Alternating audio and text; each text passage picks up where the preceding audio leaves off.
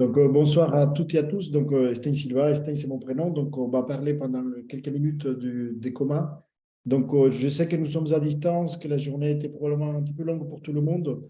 Donc, je vais juste vous proposer d'utiliser potentiellement ces chats à partir duquel vous avez déjà répondu pour essayer de rendre tout ça un petit peu plus interactif. En fait, vous avez déjà eu un cours réalisé la semaine dernière que j'ai modéré par le professeur Tarek Charchar autour de l'anatomie fonctionnelle du coma. Donc aujourd'hui, je vais essayer de rendre les choses un petit peu plus pratiques autour d'intégrer ces informations dans la prise en charge initiale du patient.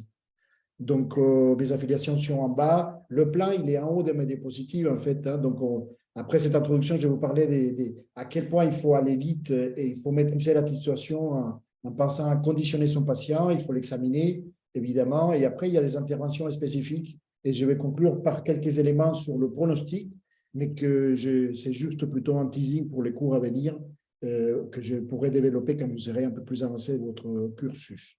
Donc, afin d'essayer de garder votre attention dans ces topos autour de la conscience, donc, je vous propose juste une petite question toute simple, en fait, pour voir si vous avez intégré les notions que vous a apportées le professeur Charchard la semaine dernière. Donc, parmi les propositions suivantes concernant le commun, quelles vous paraissent les propositions exactes, en fait? Donc, A, B, C ou D. Et si vous voulez bien me donner quelques retours par le chat, je pourrais partager un petit peu avec vous mon point de vue. Donc, soit, est-ce que le terme coma vigile, vous l'avez déjà entendu et vous paraît quelque chose de juste, d'utile, la notion des comas réactifs, la notion des comas dépassés et la notion des pseudo-comas. Donc, il peut y avoir une ou plusieurs réponses. Alors, je vous donne quelques secondes.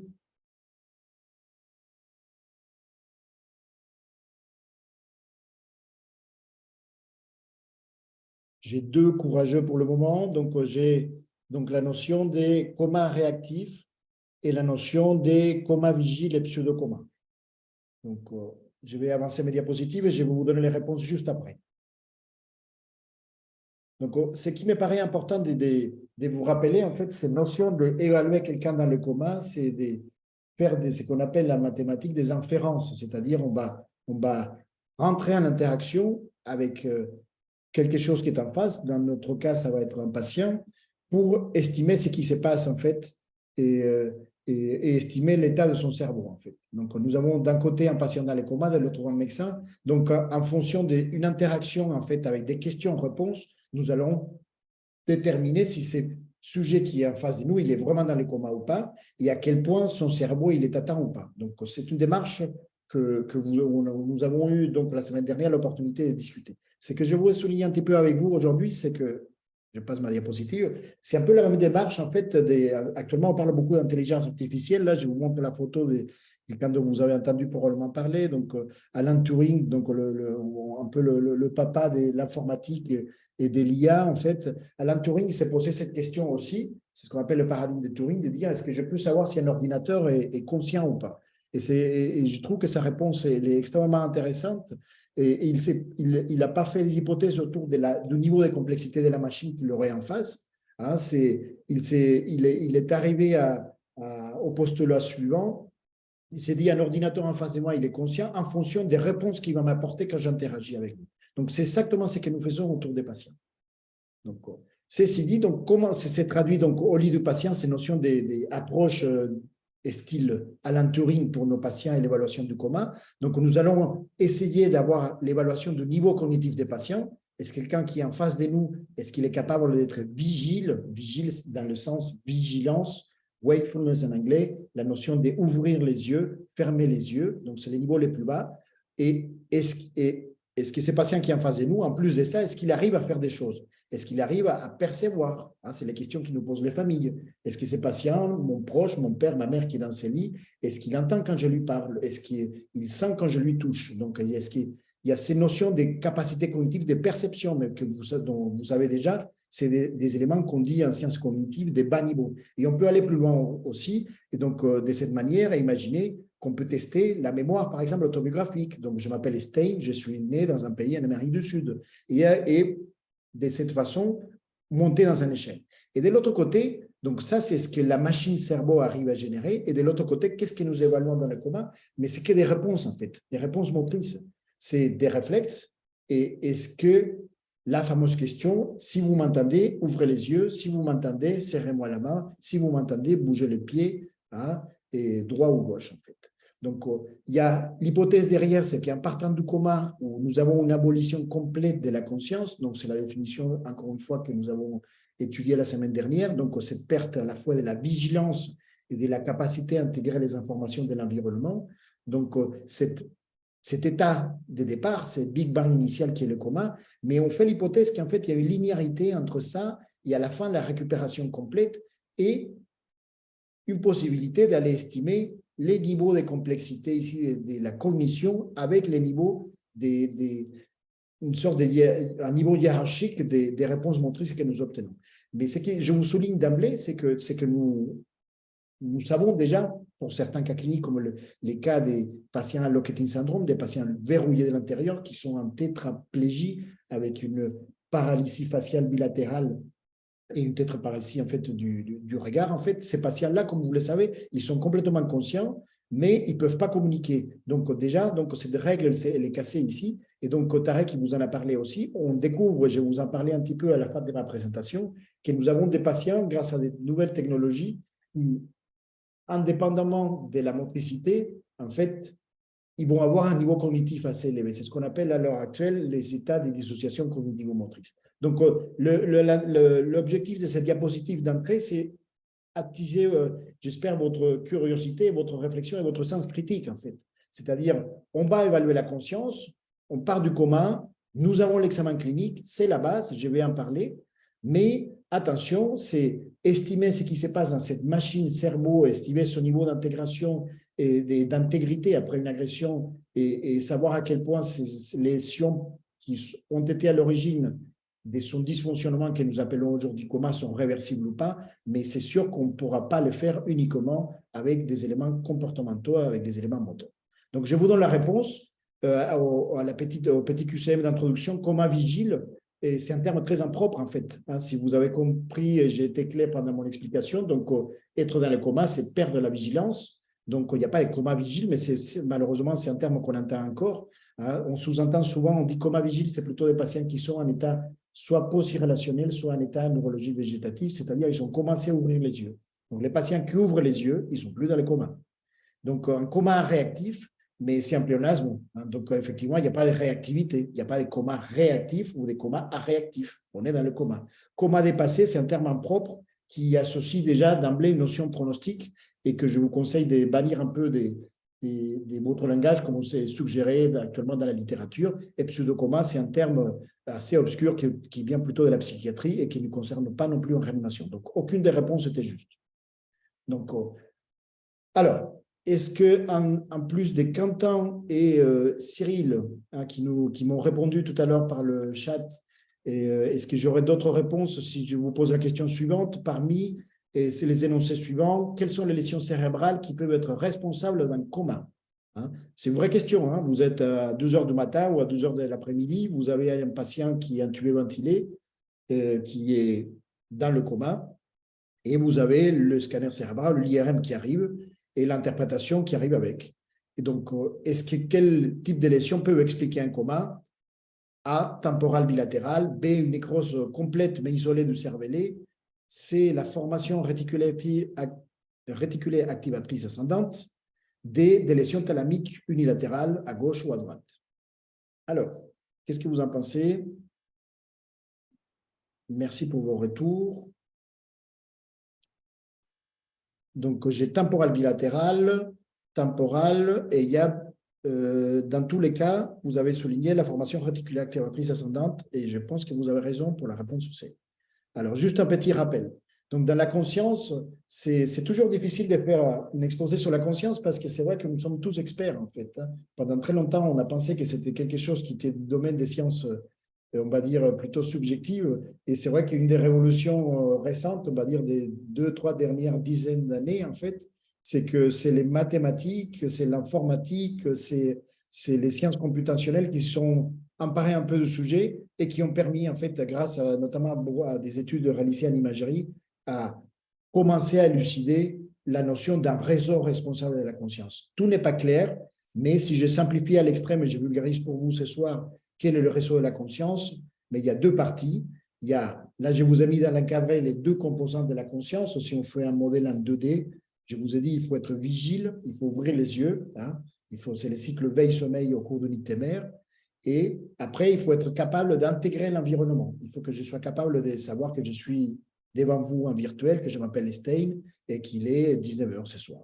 Donc, je vais avoir les yeux ouverts et en plus, je vais intégrer la notion de ces informations autour de ma notion de moi-même, en fait. On appelle la notion des soi. Donc, quelles sont, grosso modo, les structures responsables? C'est pour la vigilance, essentiellement, c'est qu'on appelle la formation réticulaire activatrice ascendante, et vous avez bien raison, effectivement, de l'avoir évoqué tout à l'heure dans les lésions. Donc, une lésion au niveau du pont pontique antérieur peut être responsable d'un coma.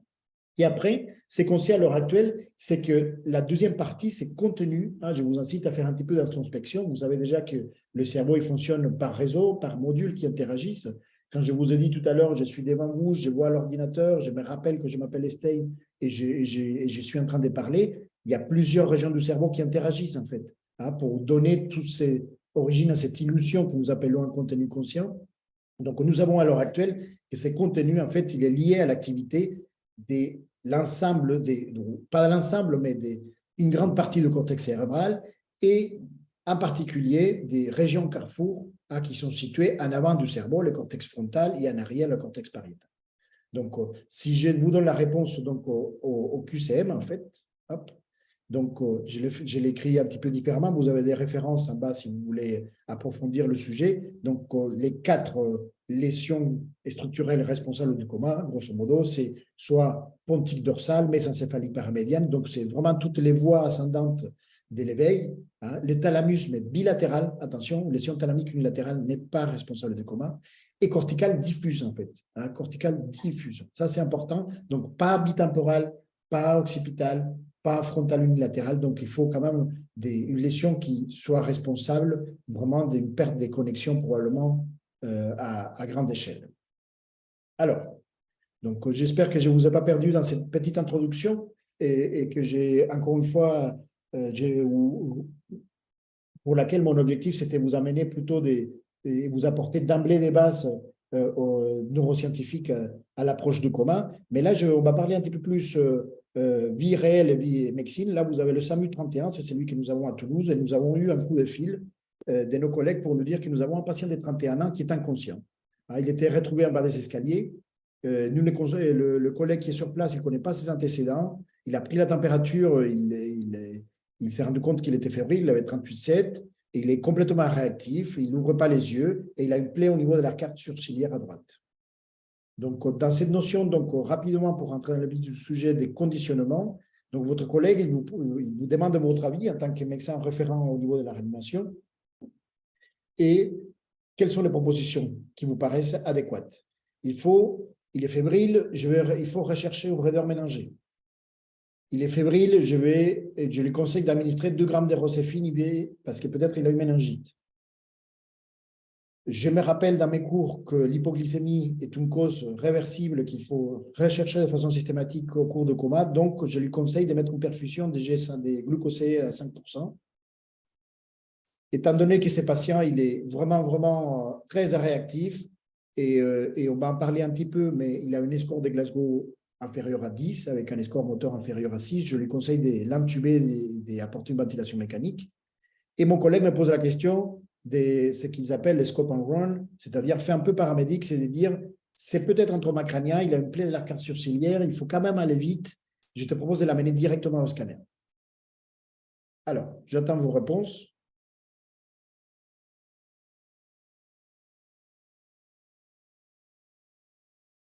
Il y a toujours le même courageux. Vous êtes une trentaine, donc il y a toutes les réponses, sauf la C, et pour Quentin, et sinon Cyril nous propose recherche le raideur mélanger comme Quentin, et par contre il propose de lui apporter le sucre. D'autres ah oui, d'accord. Là, je vois encore des choses qui arrivent. Donc, tout le monde cherche la raideur mélanger. Si j'essaie de résumer un peu tout ça. et tout le monde à peu près pense à l'intuber. OK, mais parfait. Écoutez, je vais essayer de vous apporter un retour autour de ça. Donc, la première idée autour du commun, c'est il faut, les collègues neurologues, ils essaient de copier ce qu'il a dit pour le cœur, ils ont dit que time is brain, c'est-à-dire que là, on parle beaucoup vous le savez, d'agression cérébrale secondaire. Hein, donc, vous êtes déjà en phase socle. Hein, je ne vais pas les détailler. Pour moi, c'est des prérequis, en fait, assez courts. Donc, ce que je vous suggère, en fait, c'est de revenir à ces bases indispensables et les resituer dans un contexte où l'objectif initial, c'est s'il est dans le coma, c'est parce qu'il y a il ou elle, hein, ma patiente, elle a eu une agression cérébrale sévère. Mon premier réflexe, ça va être d'éviter qu'il y ait une agression supplémentaire. Donc, il faut avoir des indications extrêmement larges d'intubation, des ventilations mécaniques, des rétablissements, en fait, une hémodynamique satisfaisante, hein, et évidemment, des stabilisations éventuellement du rachis et éviter des expositions supplémentaires. Quand en anglais, exposure, c'est imaginer rapidement réchauffer un patient qui a une hypothermie. Donc ça, c'est extrêmement important et je vais le dire de façon un peu provocatrice, il vaut mieux intuber un patient par excès, en fait, que vous pensez dans les comas, en préhospitalier pour qu'il soit évalué dans une unité de réanimation, que c'est posé trop de la question et effectivement s'est retrouvé après avec des complications, notamment des pneumopathies d'inhalation. Donc, premier réflexe, indication extrêmement large si vous avez quelqu'un qui est considéré vraiment dans le coma, c'est de le protéger, d'avoir un accès veineux, hein, d'apporter pas de sucre, mais des cristalloïdes. Hein, vous savez, ce n'est pas des éléments hypotoniques. Hein, quand on a des cerveaux laissés avec des lésions, probablement de l'œdème, soit cytotoxique ou soit vasogénique. Donc, on n'apporte pas des hypotoniques. Hein, il faut faire un dextro, par contre, mais on ne branche pas une perfusion DG5. Et donc voilà, là je vous apporte les réponses. Donc on va les faire une par une. Donc il faut chercher le raideur ménagé, ceux et celles qui ont participé. Donc tout le monde a eu le réflexe de se dire c'est vrai, un coma fébrile, il faut penser à la méningite. Donc je vous conseille la réponse, les réflexes suivants. Donc il faut effectivement dans la notion A, j'ai pas mis la B, j'ai pas mis la roséphine, c'était dans la question précédente. Donc il faut par contre oui, c'est possible que ce soit une méningoencéphalite à 31 ans, coma fébrile. Donc, il faut donner un préhospitalier ou dès l'arrivée. Dès que vous le voyez arriver, votre patient, vous donnez votre antibiotique. Donc, C3G, c'est la première indication pour méningite communautaire, en fait. Ce n'est pas une question de décapiter ou pas le prélèvement, c'est une question d'urgence thérapeutique. On sait que la récupération des patients, s'il s'agit bien d'une méningoencéphalite infectieuse, est lié au délai en fait, de l'administration des antibiotiques au niveau des séquelles neurologiques et sensorielles, notamment auditives.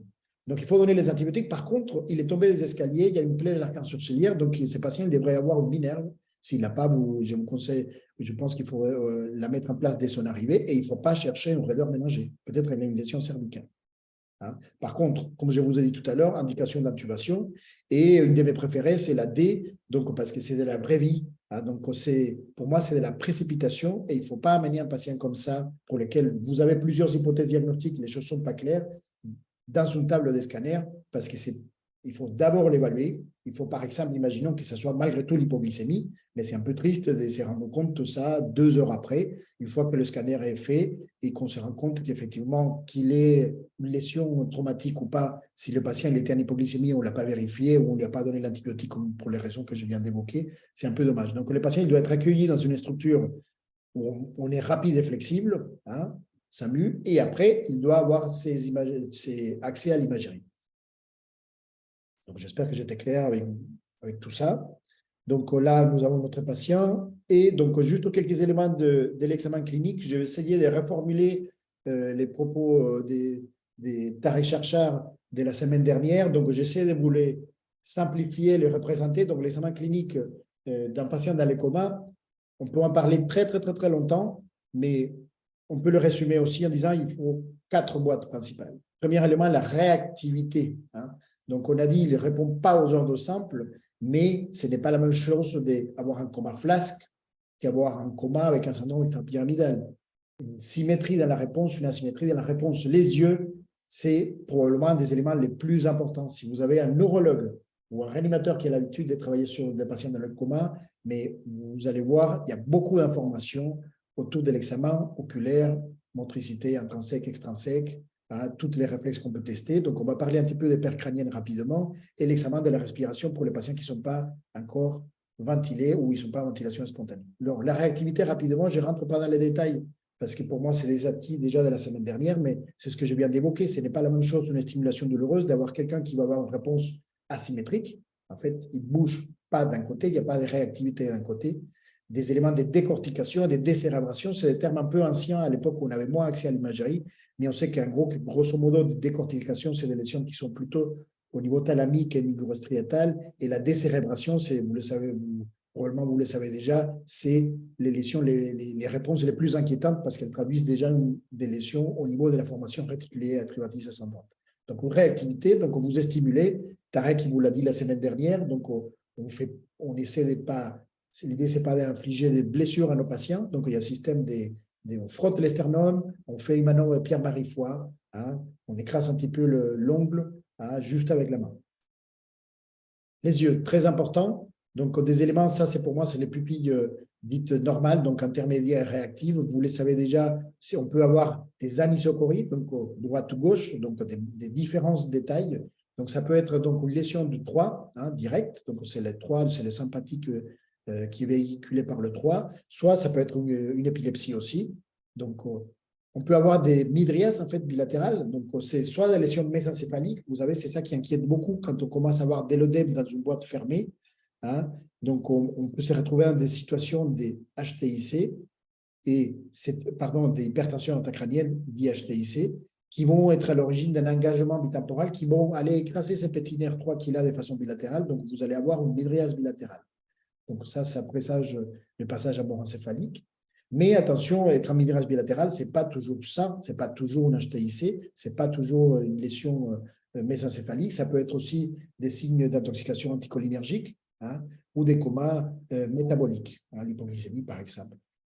On peut avoir aussi des pupilles dites en tête d'épingle, en pinpoint bilatéral, donc c'est lésion du pont, en fait, très mauvais pronostic, effectivement. Là, c'est vraiment de la réticulée activatrice ascendante là où les fibres elles sont les plus concentrées. Mais attention, évidemment, ça peut être aussi une intoxication morphinique ou une intoxication cholinergique. Cholinergique, c'est par exemple les champignons, les carbamates, peuvent donner des tableaux similaires. Donc, très important cet examen des yeux. Hop, je bouge ma petite boîte. Rapidement, juste parce que Tarek il en a moins parlé la semaine dernière, donc on dit classiquement aussi que quand on va ouvrir les yeux de nos patients, mais on peut avoir des déviations conjuguées du regard. Donc ça, c'est assez utile en fait. On dit classiquement les patients qui font un AVC étendu d'un hémisphère, ils vont regarder leur lésion en fait. Donc corticale hémisphérique, plaque, déviation conjuguée vers la lésion. Vers le haut, on trouve ça souvent chez les patients anoxiques. En fait, c'est des lésions qui sont plutôt des deux cortex. Vers le bas, c'est le thalamus. Et c'est ce qu'on appelle les squeezing vision. C'est les lésions du tronc cérébral. C'est une déviation, une disconjugaison du regard. En fait, c'est des lésions plutôt du tronc cérébral. Donc, retenez un peu tout ça et vous avez des références en bas. Les tonus et les réflexes, je ne rentre pas dans les détails encore une fois parce que pour moi, c'est des acquis. L'idée, ce n'est pas qu'on se retrouve à 19h pour que je vous fasse le père crânien et les scores de Liège, mais juste pour essayer de vous illustrer, essayez de retenir qu'effectivement, c'est des 1 à 12 et plus, en fait, leur localisation, en fait, on dit crânio-caudale, va faire que plus vous allez vous retrouver, en fait, vers des chiffres hauts, en fait, plus vous êtes en train d'avoir des lésions qui sont probablement en train de s'étendre dans un sens crânio-caudal au niveau de son cérébral. Donc, il y a les réflexes protomoteurs, dont vous avez l'importance pronostique pour le patient, en particulier pour le patient anoxique. Donc, c'est véhiculé par le 2 et le 3. Le cornéen, donc, Tarek vous a expliqué, donc du sérum physiologique, pas d'élo, pas d'hypotonique, donc du sérum physiologique, quelques gouttes, ou une compresse tissée, pas du coton, trempé de sérum physiologique, et vous allez toucher la cornée de vos patients. Donc, c'est sensitif par le 5 et moteur par le 7. Le réflexe vestibulaire, je ne rentre pas dans les détails, mais c'est une boucle complexe, en fait, qui est extrêmement intéressante, en fait, parce que vu leur localisation, encore une fois, au niveau pontique, en fait. Et enfin, le réflexe de tout, c'est votre infirmière ou vous-même, quand vous allez examiner votre patient, vous aspirez, il n'y a pas de tout, mais ça, c'est un signe extrêmement important et des mauvais pronostics. Pour vous donner un exemple, si on prend les patients après un arrêt cardiaque, ce n'est pas notre cas clinique, mais pour montrer qu'il y a de la littérature autour de tout ça, vous avez vu, Tarek et son équipe, ils ont fait plusieurs études autour de sepsis et tous ces réflexes, mais si on prend les arrêts cardiaques, les patients en coma anoxique, on sait que les patients qui ont une perte du réflexe de tout dans les premières 72 heures, ils sont à un risque relatif d'un pronostic défavorable qui est égal à 82. Voilà. Vous voyez, c'est quand même important. Et pour ça, vous n'avez pas besoin de la mener à l'IRM ou faire des prélèvements sanguins complexes. C'est au moment de la clinique des bases. Dernier élément, la respiration. Je ne rentre pas non plus dans les détails parce que je sais que vous connaissez ça. C'est une notion en fait cyclique de Cheyne-Stokes qui est liée à une atteinte des chémorécepteurs au niveau cérébral profond, de l'hyperventilation et la gravité est descendante dans l'affichage jusqu'à des choses qui sont ataxiques et apnéiques et ataxiques qui traduisent déjà des atteintes qui sont pulbaires, voire au niveau juste avec la jonction de la moelle épinière qui sont souvent, qui précèdent souvent de quelques instants l'arrêt cardio-respiratoire. Donc, juste 2 diapositives pour vous dire tout ça, il faut essayer de le classer, donc ça, vous le connaissez, c'est le score de Glasgow. Donc, on donne un chiffre des 3 à 15, donc il n'y a pas de 0, des 3 à 15, et il faut toujours donner ce qui est les sous-classes, les yeux, le verbal et les moteurs. Juste 2 commentaires. Le score de Glasgow est très utile. Le score de Glasgow, il a 60 ans. Le score de Glasgow, il a permis probablement de sauver des vies parce qu'il a été développé, pourquoi? Pour le préhospitalier. Cet score-là, il est intéressant pour la traumatologie crânienne et il était surtout validé dans ces contextes pour savoir si votre patient il doit être amené dans un hôpital avec des neurochirurgiens ou sans neurochirurgien. C'est pour ça qu'il était validé. Donc, dans des villes comme à Paris, est-ce que le patient, il faut qu'il aille à l'hôpital qui a la grande garde des neurochirurgiens où il peut aller dans une autre réanimation. Donc, c'est très important. Donc, ce n'est pas un score des fins pour évaluer ces capacités cognitives dont je vous ai parlé tout à l'heure, qui sont résiduelles au cours du coma. Mais ça nous permet de communiquer. Donc, en gros, ça ne sert à rien de suivre. C'est important, avant l'arrivée dans la réanimation, de savoir quel était le Glasgow initial du patient, mais ce n'est pas un score pour monitorer les réémergences de la conscience à partir de coma. Justement, pour montrer qu'il y en a un autre qui s'appelle le score 4, qui est plutôt quelque chose qui ne vient pas, le précédent, c'est Édimbourg, c'est européen, celui-ci, il est plutôt américain, et c'est le score 4. Donc, c'est plutôt les collègues de l'université de Harvard qui ont développé ça. C'est un peu le Glasgow un peu amélioré. Regardez, il intègre un peu les notions que j'ai évoquées tout à l'heure. Il y a les paires crâniennes et il y a la respiration. Mais la littérature ne permet pas de dire qu'il y en a un qui est meilleur qu'un autre, pour faire simple. Donc, faites celui dont vos équipes ont l'habitude. Allez, j'espère que je ne vous ai pas perdu. Revenons un petit peu à notre cas. Donc, notre patient, il est Glasgow 6. Apparemment, il n'est toujours pas intubé. Donc, il n'ouvre pas les yeux, il n'y a pas de réponse verbale à la douleur. Et un M4, donc il a une petite réponse déjà à décérébration. Et quand on regarde ses pupilles, il est anisocope. Je vous donne en fait l'interprétation. Vous êtes en phase socle, ça ne vous inquiétez pas. On aura le temps de le faire dans nos différents ateliers au niveau national et régional autour des ultrasons. En fait, là, on a fait un Doppler. On a mis une sonde d'échographie, la même sonde d'échographie cardiaque, en fait, et on a fait un Doppler transcrânien ici. Et là, ce qu'on observe, c'est ça. C'est ce flux un peu serpentin rouge ici. Là, c'est toute la sylvienne, en fait, qui est déroulée jusqu'à la jonction, en fait, avec la carotide interne. Et si on fait un tir Doppler, là, ce qu'on observe, c'est des petits pics, uniquement des pics. Donc, ça, c'est que vous voyez là, c'est de façon indiscutable un profil en faveur d'une hypertension intracrânienne. Je vous rappelle que normalement, si on fait la même chose chez vous ou chez moi, ou chez des patients qui sont endormis et qui ne sont pas en hypertension intracrânienne, il y a un flux qui est diastolique lié à l'autorégulation cérébrale. Donc, en permanence, pour éviter que nous tombions dans les pommes quand on lève du lit le matin, mais en fait, les artères cérébrales, en fait, elles sont capables de changer de calibre pour garder en permanence un flux continu pour ces cellules qui n'ont pas de réserve énergétique qui s'appellent les neurones. Donc, par contre, si vous avez de la pression, ces vaisseaux, ils commencent à s'écraser et c'est surtout les parties à basse pression, donc pendant la diastole, qui vont disparaître. Donc, notre patient, il est anisocope et il a au Doppler des signes d'hypertension intracrânienne. Hop, qu'est-ce que vous proposez? Donc, je bouge ma petite fenêtre ici. Qu'est-ce que vous proposez? Donc, de l'osmothérapie, donc sérum salé hypertonique ou mannitol. Je ne vais pas détailler aujourd'hui parce que vous êtes en phase socle, mais ça s'appelle de l'osmothérapie, donc un médicament qui va permettre de diminuer rapidement l'œdème cérébral. Je prévois de l'imagerie, un TDM cérébral. Je veux le ventiler en hypocapnie, parce que je sais qu'à l'hypocapnie, il y a une vasoconstriction cérébrale, donc je vais diminuer la pression dans le cerveau. Et il y a une notion de neuroprotection. J'ai entendu parler de l'hypothermie, donc je propose que ces patients qui étaient en plus fébriles, on aille quand même le refroidir pour qu'il soit jusqu'à 36. Quelle est votre prise en charge? Est-ce que vous me proposez?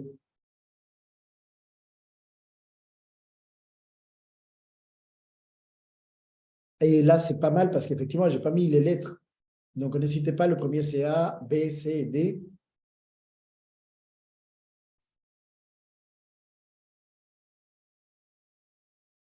Prenez moins des risques.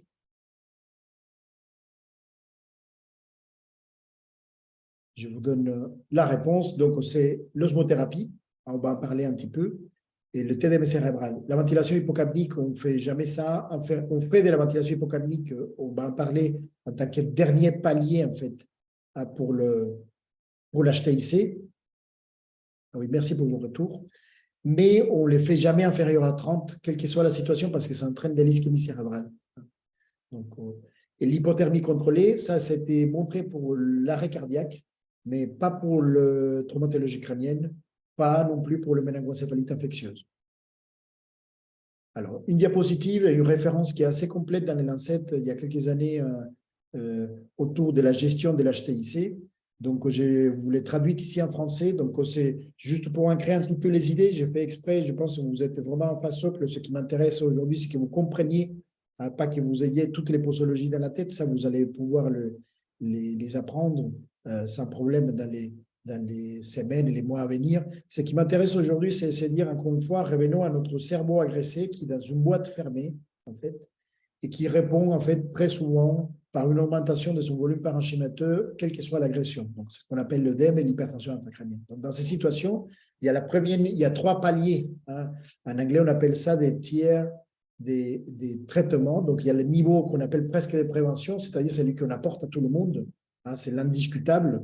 Donc, il faut éviter la fièvre. Donc, ce n'est pas l'hypothermie, hein, c'est les antipyrétiques. Donc, éviter la fièvre, sédater, on diminue la CMRO2, la consommation en oxygène, donc le débit sanguin cérébral diminue aussi, et on maintient une normocapnie, hein, et on monitore pour ça le TCO2, la partie expirée de CO2.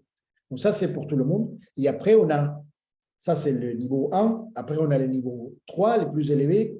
Et au milieu, on a un niveau, celui dont on a discuté là, c'est des choses qui nous permettent de gagner un peu de temps. Hein. Donc, le premier, ça va être l'osmothérapie. Encore une fois, l'osmothérapie, on dit que c'est des cartouches qui permettent de gagner du temps avant de traiter vraiment. Hein. Donc, je vous répète, soit à l'heure actuelle, nous disposons soit du mannitol 20%, soit du sérum salé hypertonique, 3 grammes par dose. Chacun peut être répété une seule fois. Et après, nous avons l'évacuation de LCR. Et enfin, nous avons le troisième volet. Donc, si l'hypertension persiste, là, on suppose que le patient il n'est pas juste intubé, ventilé, sédaté profondément, et il a aussi un monitorage de la pression intracrânienne. Et encore une fois, je souligne, dans ces contextes hors traumatologie, on peut être amené à le faire. Nous allons faire d'autres traitements potentiels. Donc, il y a le coma barbiturique, l'hypothermie, la craniectomie décontrassive et l'hypocapnie, comme je vous ai dit, possible, mais jamais inférieur à 30. Et en bas, je vous laisse lire et réfléchir un petit peu. C'est en gris, c'est tous les effets secondaires de ce qu'on fait aussi. Hein. Donc, le niveau d'épreuve de toutes ces recommandations, il est assez faible. Hein, il faut rester critique. Donc, donc, les choses peuvent évoluer et je vous conseille de le faire d'une façon, vraiment, c'est pour ça qu'on le propose d'une façon basée sur une réflexion physiopathologique et toujours par palier, en fait. Hein, on ne va pas discuter une craniectomie chez un patient chez qui on n'a pas testé une osmothérapie avant ou qui n'est pas profondément sédaté, par exemple. D'accord? Donc, ça, c'est qu'est-ce qu'on lui proposait à notre patient. Et là, je vous donne la fin du cas clinique. En fait, ces jeunes hommes, il n'avait pas de traumatisme crânien sévère. On avait ces petits signes du delta, en fait, au TDM, ici derrière. Et vous avez ici un IRM en temps des vols. Vous avez ici une thrombose du sinus sagittal supérieur. Il avait une méningoencéphalite infectieuse pneumococcique, avec une sinusite classique, une petite pneumopathie. Et surtout, il avait une thrombophlébite septique. Donc, il a eu des antibiotiques. Il a eu de l'anticoagulation. Et après, nous nous sommes retrouvés avec le dernier volet de mon exposé de ce soir, un patient qui ne se réveillait pas très bien. Donc, je vous laisse pour écouter ces quelques minutes d'interaction d'une de mes collègues, le docteur Boirois, avec notre patient. Je clique ici. Monsieur, est-ce que vous m'entendez? Est-ce que vous arrivez à ouvrir? Non. Est-ce que vous arrivez à me serrer la main? Serrez-moi la main fort. Très bien. Lâchez la main. Très bien. Est-ce que vous arrivez à bouger les pieds? Super. Très bien. Je vais vous ouvrir un petit poignet. Est-ce que vous arrivez à suivre le doigt? Très bien. Super. C'est difficile d'ouvrir les yeux? Oui.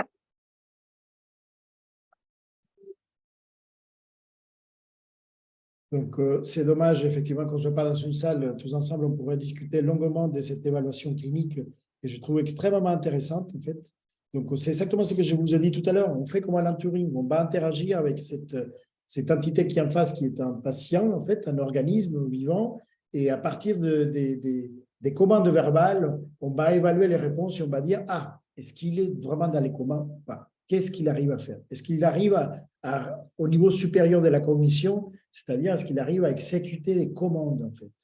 Donc, est-ce qu'il arrive vraiment à le faire? Donc, excusez-moi. Donc, et d'un autre côté, c'est toute notre difficulté, parce qu'on peut imaginer qu'effectivement, après quelques semaines de réanimation, un patient acquiert très souvent, en fait, surtout dans un contexte infectieux, ce qu'on appelle des polyneuromyopathies de réanimation, dont les effecteurs, cette sortie, en fait, ces réponses que nous évaluons, en fait, elle est très difficile à évaluer. Donc, la question est la suivante, est-ce que nous n'avons pas d'autres moyens que la clinique pour évaluer le pronostic précocement de ces patients? Donc, pour illustrer mon propos, je vous donne et j'espère vous faire, pour partager avec vous quelques éléments de réflexion qui sont à la frontière de ce qu'on fait et ce qu'on fera dans l'avenir, parce que c'est un cours de la recherche. Et je vais vous montrer quelques exemples de quelle façon on peut évaluer tout ça en dehors, sans passer par ces comportements et ces réponses motrices. Donc, vous avez ici la photo de Fabrice, un de mes étudiants en thèse au labo, et William qui fait son M2 à l'heure actuelle. Et regardez, c'est notre patient, il a plein d'électrodes dans la tête. Là, il est en train de lire un texte. Et on a fait aussi avec des écouteurs, et ce qu'on a fait tout simplement, c'est les faire écouter des listes de prénoms. On a fait plein de choses. On lui a fait faire des calculs mentaux, des calculs mathématiques, mais je vous souligne le plus simple qu'on ait fait, c'est des listes de prénoms. Donc, vous savez, si vous êtes dans une soirée où il y a plein de bruits, plein de musique, et tout à coup vous entendez votre prénom, on a ce qu'on appelle le cocktail party effect. C'est que vous avez, hop, tout à coup, quelque chose qui est lié à ces stimuli, qui est très personnel, qui est votre prénom, qui fait qu'à 300 millisecondes, à un endroit donné du cerveau, plutôt vers le cortex pariétal, paf, si vous l'avez bien entendu et vous êtes sûr, il y a quelque chose qui se passe. Donc, chez les patients dans les comas, ça a été publié la semaine dernière par Fabrice et par notre équipe, en fait. Donc, vous avez ici la réponse donc, à le prénom du sujet, en bleu, et les prénoms d'autres prénoms. Donc, vous avez chez vous et moi, il y a à partir des 300 millisecondes, il y a une différence, il y a deux réponses qui sont différentes en fait, dans le temps. Chez les patients qui sont dans les comas et qui vont avoir une évolution favorable, mais ces réponses persistent. Et chez ceux qui, dans notre cohorte, qui ont une évolution défavorable, en fait, ces patients, ils n'arrivent pas à faire cette distinction. Donc, en gros, c'est des machines à lire les pensées, à détecter les niveaux des capacités cognitives résiduelles, donc, mais qui sont là. Nous, je préfère vous dire ça avec ces terminologies-là que dire nous avons fait quelques potentiels évoqués chez nos patients. Un autre exemple, c'est d'essayer de faire, en fait, pas au lit du patient, même quoi qu'on est en train de développer des IRM portables, mais la notion, c'est d'amener plutôt le patient dans une machine qui va nous permettre d'analyser l'anatomie. Mais là, on ne va pas faire que de la structure du cerveau, on va faire ce qu'on appelle de l'IRM fonctionnel. Donc, on n'injecte rien, en fait, dans l'IRM fonctionnel. Il n'y a pas de produit de contraste. C'est juste, le principe, il est illustré ici, là. C'est une vraie révolution dans la médecine et dans les neurosciences. Ça a été fait publié dans les années 90, le principe est le suivant. Si vous avez des neurones qui se mettent à travailler, ils vont consommer l'oxygène, et autour de ces neurones, il va y avoir en fait de l'hémoglobine qui va être moins chargée en oxygène. Donc, les champs magnétiques des bobines en IRM est capable de détecter d'une façon assez précise, à l'échelle de voxel de quelques millimètres, ces changements, cette déoxygénation de l'hémoglobine. Donc, en gros, si vous êtes allongé dans une caméra et je vous demande d'imaginer que ça, c'est moi dans notre labo, si vous êtes en train de jouer au tennis, que vous êtes en train de faire un beau service droit ou que vous êtes au repos et de façon alternée, votre cerveau, surtout les aires motrices, on voit le cerveau en haut ici, les aires motrices primaires et supplémentaires vont s'activer, on dit, et ça, on peut très bien le voir, mais aussi on peut avoir de l'écoute passive. On peut avoir le discours des proches, par exemple, qui est enregistré, et on va voir pas les régions motrices, mais on va voir plutôt les régions auditives ici, les verniquets des broncas qui sont là. En fait.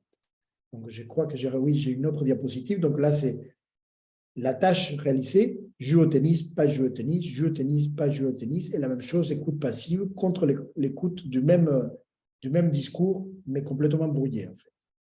Donc ça, c'est des possibilités, effectivement, c'est ce que je vous disais tout à l'heure, c'est cette notion de détecter des capacités conscientes chez un patient qui est réactif.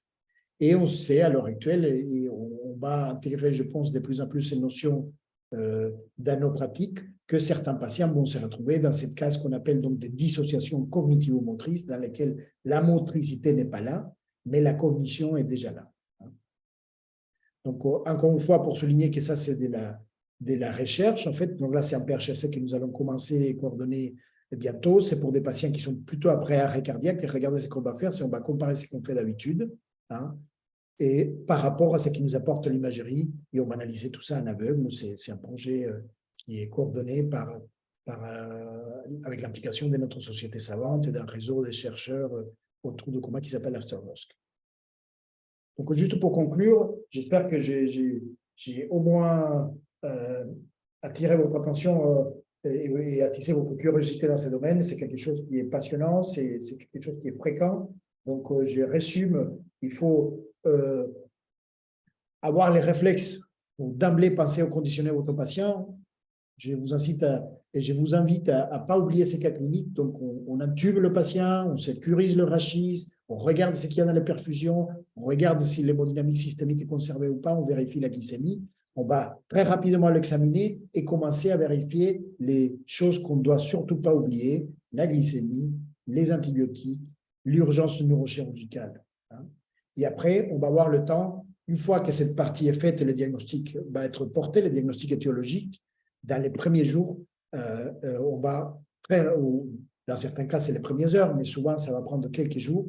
On va évaluer de façon collégiale et multidisciplinaire et avec des domaines, des éléments qui viennent de la recherche en pleine expansion dans ces contextes sur l'évaluation pronostique de ces patients. Donc, deux dernières diapositives pour dire que ça, c'est ce qui me semble important en dehors des éléments qui peuvent être un petit peu tape à l'œil des neurotechnologies, c'est dire une perspective d'évolution qu'on va tous connaître rapidement et qu'on voit déjà, c'est que notre réanimation, ça va être vraiment pour ces patients cérébro-laissés, c'est juste un chaînon et qu'on va commencer à regarder de plus en plus nos patients avec une notion de réserve cognitive avant l'agression. C'est ce qui se passe par exemple pour la maladie d'Alzheimer, donc c'est ce qu'ils font nos collègues neurologues, donc ils ont des biomarqueurs à neuroimagerie biologique et autres, génétique, pour dire telle personne est plus à risque des déclins cognitifs. Nous aussi, il va falloir qu'on intègre notre vision très ponctuelle de la réanimation en fonction de cette potentiel de déclin cognitif qui est là, et il faut qu'on intègre donc notre réanimation à la réhabilitation. Un commentaire vraiment qui me semble très important dans ces contextes, c'est la notion de temps, en fait. Nous sommes, je pense, par essence, des gens peut-être un peu impatients. Nous sommes formés, vous êtes formés. Aujourd'hui, je suis ravi d'avoir fait ces cours à des jeunes collègues qui commencent à leur spécialité dans la réanimation, par la réflexion suivante. On va vous parler en permanence des minutes, des heures pour sauver des vies. Mais pour le coma, il arrive un moment donné où il faut savoir, une fois que tout a été fait à la phase aiguë et que les traitements ont été mis en place, quand on rentre dans la phase d'évaluation pronostique, dans beaucoup de cas, il faut savoir passer la main et passer nos patients dans des filières de réhabilitation dans lesquelles ils vont avoir le temps nécessaire. Nous avons la chance de travailler dans un pays où les moyens sont là. Donc, les temps nécessaires pour permettre au cerveau de cicatriser, à ces circuits clés neuronaux de se rétablir et donc de permettre une réhabilitation. Donc, la dernière diapositive, c'est pour vous dire, mais la bonne nouvelle, c'est que même si c'est un domaine qui est difficile, avec des éléments éthiques, des moments de doute, mais c'est un domaine qui est vraiment passionnant et qui est probablement, je suis d'accord avec cet éditorial, c'est peut-être une des questions les plus importantes et les plus passionnantes des sciences contemporaines, c'est à quel point cette conscience peut apparaître, peut émerger à partir de ces milieux gélatineux que nous appelons cerveau, et à quel point nous avons de la chance d'être des médecins qui sont confrontés à ces modèles de disparition et de réapparition, de réémergence de la conscience. Donc, j'espère que j'étais clair. Je me suis laissé exprès quelques minutes pour savoir s'il y avait des questions. N'hésitez pas à les poser sur le chat. Donc, j'en ai une déjà.